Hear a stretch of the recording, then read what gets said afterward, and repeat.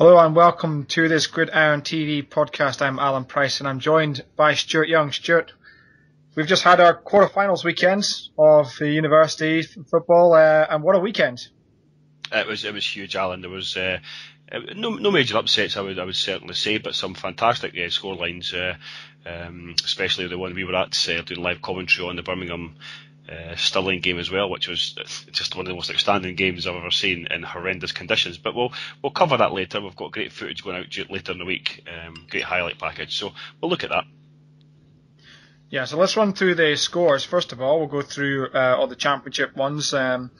As mentioned there, Birmingham and Stirling were an amazing match in horrendous conditions. Birmingham managed to pull it out 27 points to 20 victors with an almost last-minute touchdown by Dan Conroy, who had really an outstanding day. It was brilliant. I mean, he was from start to finish, not only offensively but also defensively, playing back corner. Some of the tackles he made, some key tackles. And what I really liked, what I like about watching him is everything he does is absolute to the form tackling, getting the body across, bringing the player down. What we see a lot of at University League and also in obviously British League, National League as well, is guys tackling with their hands. You can't do that. This guy seems to have it down to a T on all positions he plays. Running back, his feet were so quick. You can see the gaps opening up in front of him, which made him, certainly, electrifyingly more effective than most players that Birmingham have. And as well as him, Grant Isdale. Great shout out to him as well. Played both ways. Fantastic player. And I've seen two of these guys match up against each other, which is great to watch. Yeah, there's a lot of real battles going on there. And although Birmingham had a good team performance all around, it was Conroy that really made a difference at times, just breaking the momentum that Stirling were starting to gather. And all credit to both teams. It was very close right up to the end. And we're potentially looking at overtime when we were announcing it live. I certainly thought it was going to go into overtime. It was that kind of match that we really couldn't decide a winner. It's a shame that one of the teams had to lose, but nonetheless, it was a tough test for Birmingham, and they now go on to face Derby, who defeated Portsmouth 24-0, and I think that surprised a few people that not just that they won the game, but won it so convincingly. Yeah, they did, and Derby have done excellent well all season, and and all credit to them for that. At the end of the day, it's all about who the old cliche, any given Sunday. You got to beat the team put up against, and to go and beat Portsmouth Destroyers, who are certainly one of the favourites. Great result, and deservedly through the semi-finals. But they've got a big game ahead of them now against Birmingham, so certainly a lot of work to be done in regards to this week in preparation.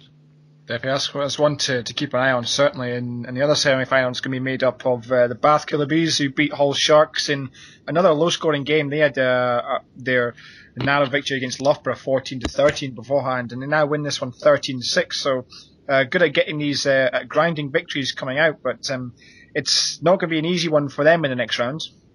It's definitely not. I mean, they're up against the national champions in the Hertfordshire Hurricanes, and we know fine well.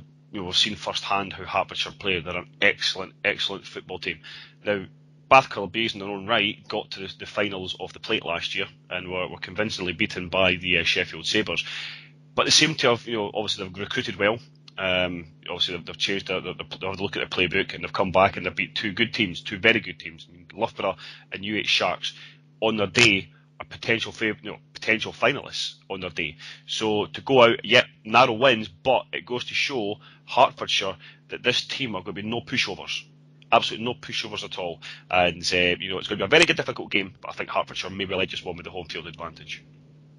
Yeah, you mentioned Sheffield there and Bath and Plate, and Sheffield doing the other quarterfinal, losing out to Hertfordshire. So they've both actually come on really well now and taken themselves a step further to get into the championship playoffs first of all, and to get right through to the quarterfinals. But 37 points to 7 was the margin for Hertfordshire against the Sabres. So not a huge score compared to some of their others earlier in the season. So Sheffield showing them a few tests. No, absolutely. But when you get to the stage, though, Alan, when you get to the quarterfinals of the championship, you don't get pushovers. There's no team's a pushover, especially when you come up against last year's Plate winners. The Sheffield Sabres are an excellent side, very good side indeed. But Hertfordshire, they went to win the final last year. and they beat the Birmingham Lions. Birmingham Lions, everybody predicted would be the favourites to win that, and there was a big upset. But then when you get to the quarterfinals and semi-finals, you ain't going to get really big scores unless it's an absolute freak game. But I think, certainly against Bath Colour Bees, Hertfordshire have got a very, very difficult game, potential banana skin, but I just believe they maybe got a bit too much in regards to player quality for Bath to cause an upset there. So looking at predictions, your predictions, Stuart, for these semis, we'll start with Birmingham and Derby. Who do you think is going to come out the winners there? I've got every respect for Derby, I really do, and they've had a great run this season. But I witnessed the Birmingham Lions for the first time in the flesh on Sunday just past, and to be honest with you, Alan, looking at the performance against a very good Stirling side in very horrendous conditions, and may I add as well, without Tristan Varney, the number one quarterback, the Lions will go to that final. I'm tipping the Lions to win this whole overall championship this year. Yeah, I got to agree with you there. Derby have had a great season, and they've pulled out a lot of good victories, but Birmingham have had the tougher of the routes to get through here.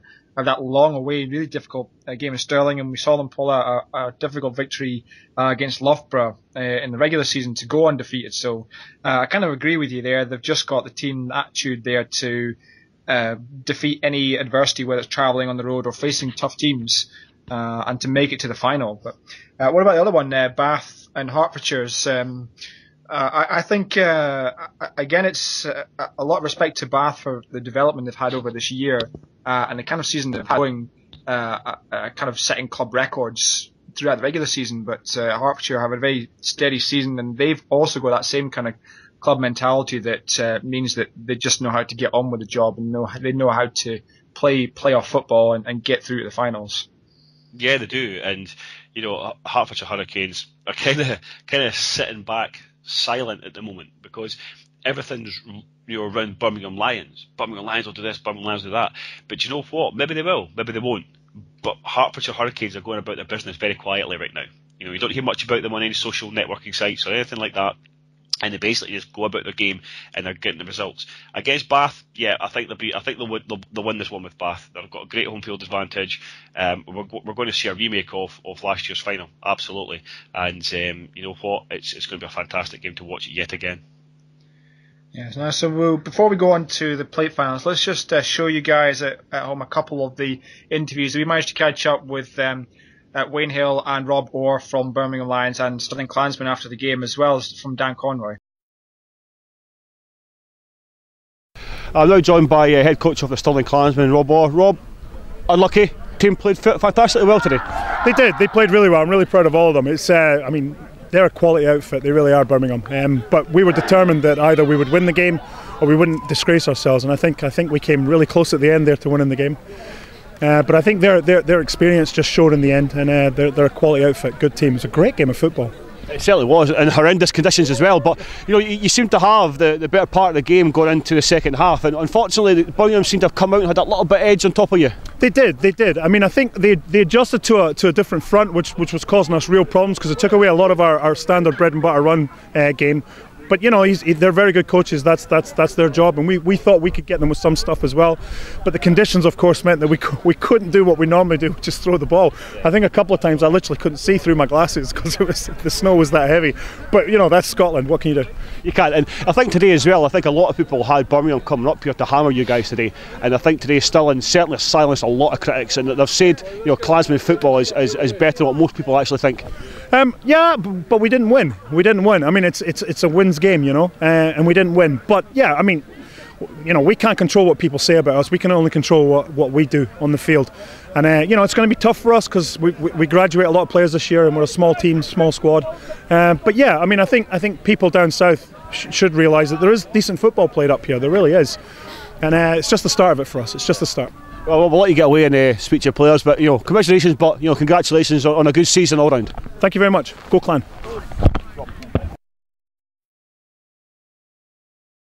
We're joined now by head coach Wayne Hill. Coach, congratulations on a really exciting finish there.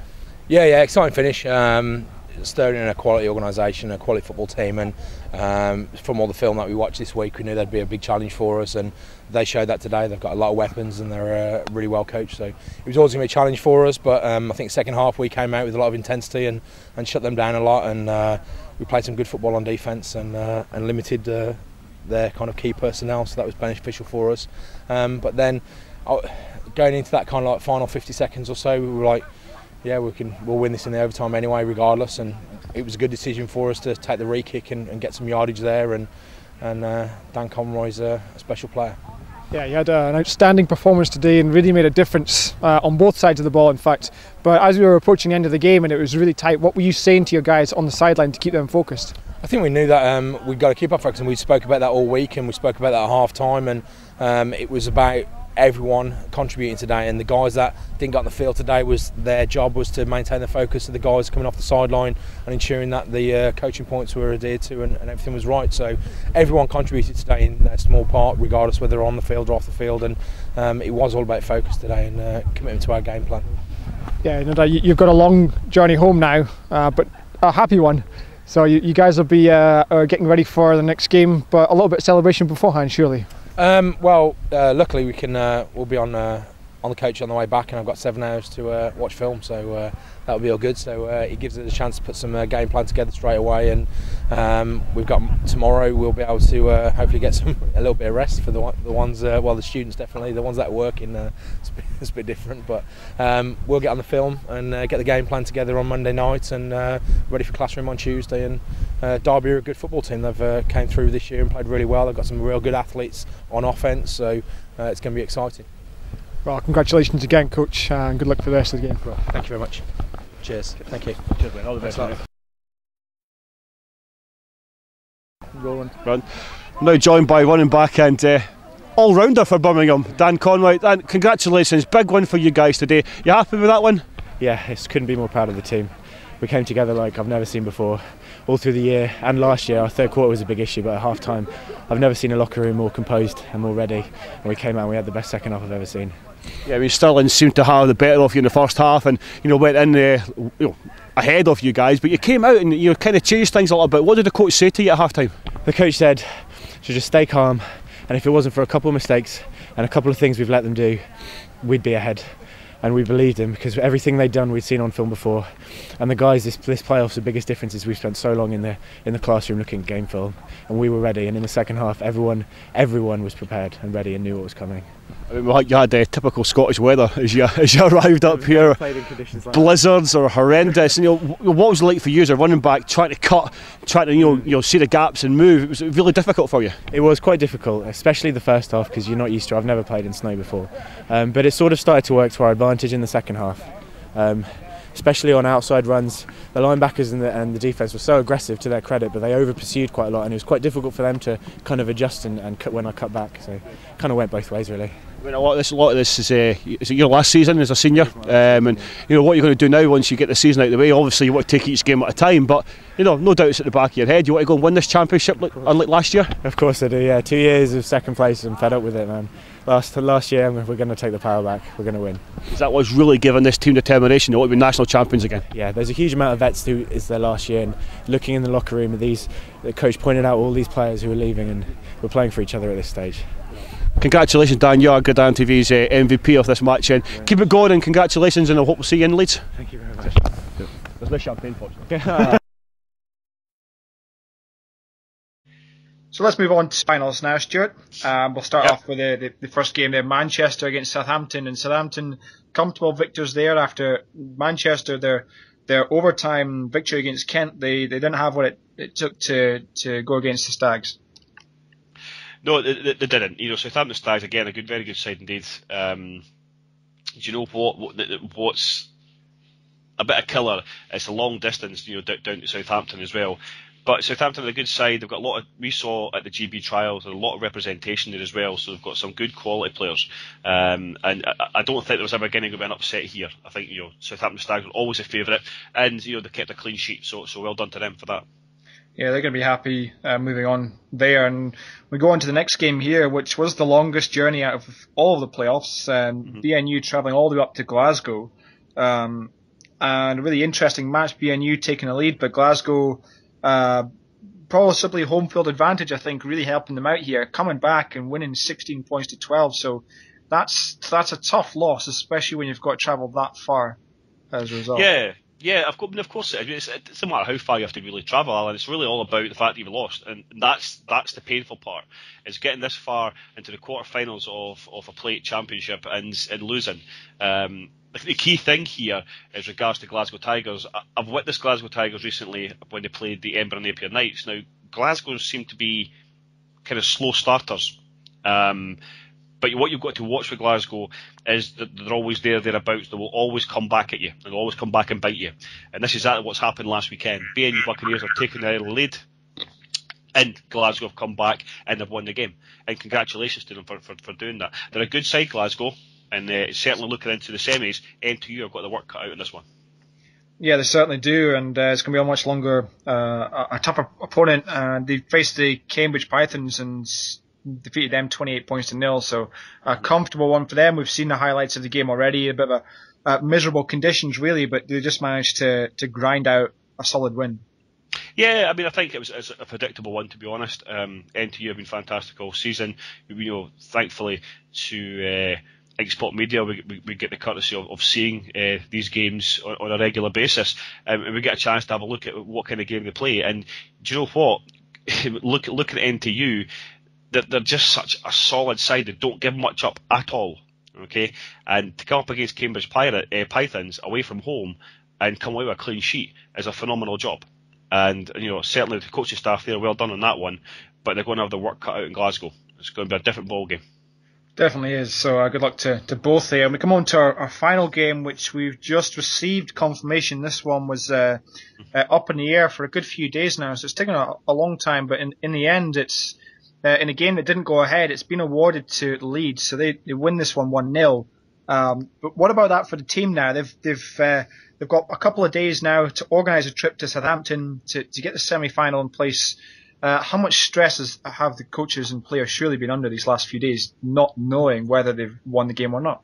Well, this is a point that I've been making. Congratulations to Leeds, they've made it through. Commiserations to Warwick Wolves. It's not a way you want to be going out at a quarter-final stage after a very good season indeed. What gets me, and I don't want to sort of kind of ponder on this too much, is why it's taken the league 4 days to decide. I have no idea why this is the case. Now, this team have now got a couple of days to try and organise the players, got to then organise all their the coach and travel, etc., etc. When you go down to Southampton, now that's some journey to Southampton. That's not a kind of thing that you can phone up a bus company and say, "Can I get a coach in 2 days' time?" Well, the public turn and say, "Well, sorry, no, it's too short notice." This is what the league need to start thinking about. When it comes to decisions like this, their decisions are going to have to be prompt and immediate, almost within a day. If the game's on a Sunday, that doesn't happen, the decision should be made Monday lunchtime. Simple as that, and it gives teams time to prepare.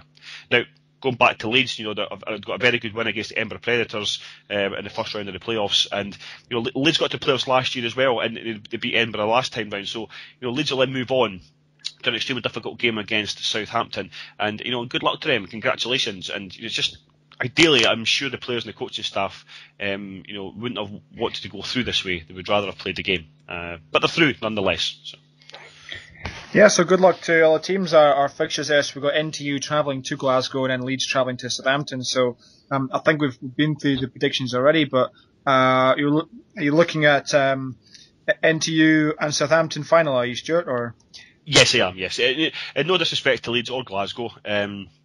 It's when you get to the stage, it's not very nice to see anybody go out, but unfortunately it's a competition and that's what happens. But I think NTU will be too strong for Glasgow. I think NTU are a fantastic side, and Southampton likewise against Leeds. Do you know what? Leeds will be the kind of team that are prepared already in anticipation of this happening. They will have in their mindset that this is going to have happened, so they'll be prepared. There's no excuses for not preparing.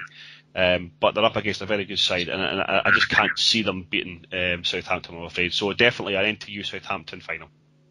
Okay, well, I think I'm going to go for the home field advantage. I think it does still make a difference, even during the playoffs now, when every team is good at this stage. It makes a difference when you've been on the road at the weekend, getting back late, and then having to go on into university and do your normal study or your normal job during the week and get yourself prepared. So I'm going to go for actually a Glasgow and Southampton. So really two ends of the country coming together for the final. But we'll see what happens nonetheless. It will be an exciting time at John Charles Stadium. Absolutely. Good luck to all the teams. We always wish all the teams playing. There's no bias here. We want, all the teams to do the very best and just see good games of football and good luck to them all. So before we go tonight, let's finish off with another current topic in NFL free agency. And I know you've been following this a lot in the last few days, Stuart. What have been your key moves? From a selfish point of view, being a Chicago Bears fan, it was nice to start off seeing Bennett move from the Giants to the Bears last night. Quite a good deal as well. They've got with a tight end. He's going to be a very good go-to guy. Jay Cutler's been saying that what's good about him as well is the fact he's a good receiver. He's also a very good blocker. So it's going to be interesting for the Bears. Also, we've got left tackle Bushrod, ex-Saints. So that's a place where, unfortunately, Webb hasn't been too good last season. So they've brought replacement in. So good to see that. We've also witnessed, big moves out of the Ravens. It's been like a backyard sale in the Ravens. Letting Bolden go, and it's to me, and Kruger going to the Browns.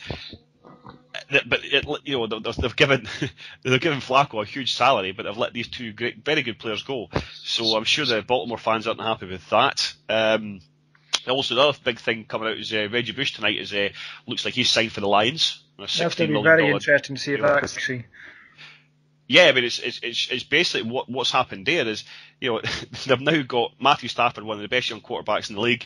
They've also got Megatron, Calvin Johnson, and they've also just brought in a good power runner as well as in Reggie Bush. So it's going to be a very, very interesting offense to see next year. The other big thing coming out of tonight as well, Wes Welker is in advanced negotiations with the Denver Broncos. So obviously the New England Patriots have let him test the water a little bit. Probably the wrong decision for my liking, to be honest. The guy had a very good season last year, with over 100 of receptions and 1,300 receiving yards. That's going to be a huge loss and a big gap to fill. But then they're talking about looking at Amendola from the St. Louis Rams as well. So a lot of things happen, a lot of moves still to go. We've still got Mike Wallace from the Pittsburgh Steelers. He's kind of still thereabouts. Sebastian Vollmer, offensive tackle. The Pats, he's still not got a club yet. Greg Jennings of Green Bay Packers.